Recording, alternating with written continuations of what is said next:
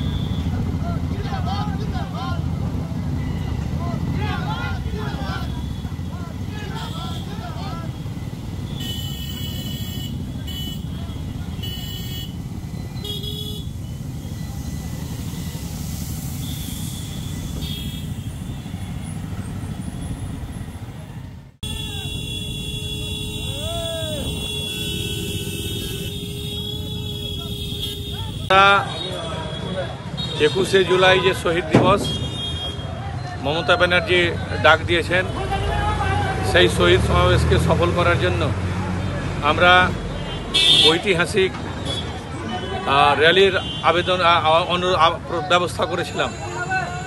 হাজার হাজার মানুষ এই বাইক মিছিলে অংশগ্রহণ করেছিলেন। আমাদের প্রিয় নেত্রী, বাংলার জননেত্রী মমতা বন্দ্যোপাধ্যায়ের ডাকে একুশে জুলাই শহীদ সমাবেশকে সফল করার জন্য আমাদের নেতা অভিষেক বন্দ্যোপাধ্যায় নির্দেশ দিয়েছিলেন প্রত্যেকটা মানুষের কাছে একুশে জুলাইয়ের তাৎপর্য পৌঁছে দিতে হবে। একুশে জুলাই তৃণমূল কংগ্রেস কেন পালন করে, এর তাৎপর্য কি, সেটা মানুষের কাছে আমরা বিভিন্ন সমাবেশের মাধ্যমে আমরা কিন্তু তুলে ধরছি। আর আজকে আমরা এই বিশাল ঐতিহাসিক র্যালির মাধ্যমে আমরা শামশেরগঞ্জ ব্লক তৃণমূল কংগ্রেসের নেতৃত্বে আমাদের যে শামশেরগঞ্জ বিধানসভার অন্তর্ভুক্ত 7টা গ্রাম পঞ্চায়েত, সেই 7টা গ্রাম পঞ্চায়েতের তৃণমূল কংগ্রেসের কর্মীদের নিয়ে আমরা কিন্তু আজকের এই ঐতিহাসিক মিছিলটা করলাম। আপনারা দেখলেন যে আমরা 9টার সময় এই মিছিলের ডাক দিয়েছিলাম, ধুলিয়ান আসতে 10:45 বেজেছে, 11:30 বেজেছে।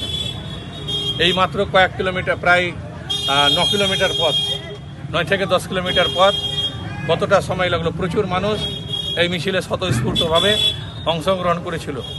আমরা মমতা ব্যানার্জির হাতকে শক্তিশালী করতে চাই আগামী দিনে এই বিজেপির বিরুদ্ধে লড়াই করার জন্য।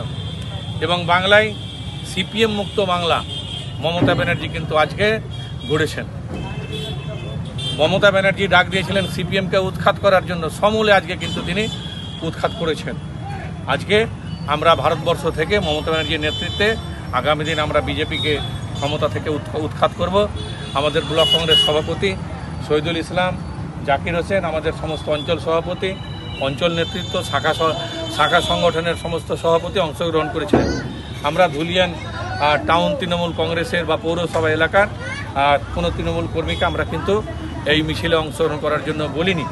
স্বাভাবিকভাবেই তারা কিন্তু আসেনি, কারণ আগামী কালকে ধুলিয়ান টাউন তৃণমূল কংগ্রেসের উদ্যোগে আমাদের যে কাঞ্চনতলা ঘাট, সেখানে একটা সভা আছে। সেই সভা শুধুমাত্র ধুলিয়ান টাউন তৃণমূল কংগ্রেসের নেতৃত্বে উদ্যোগে হবে এবং আজকে আমরা শামশেরগঞ্জ বিধানসভার যে 7টা জিপি তার নেতৃত্বে আমাদের এই বিশাল মিছিল হলো। যারা অংশগ্রহণ করেছিলেন তাদেরকে আমি ধন্যবাদ জানাই, অভিনন্দন জানাই, কৃতজ্ঞতা জানাই।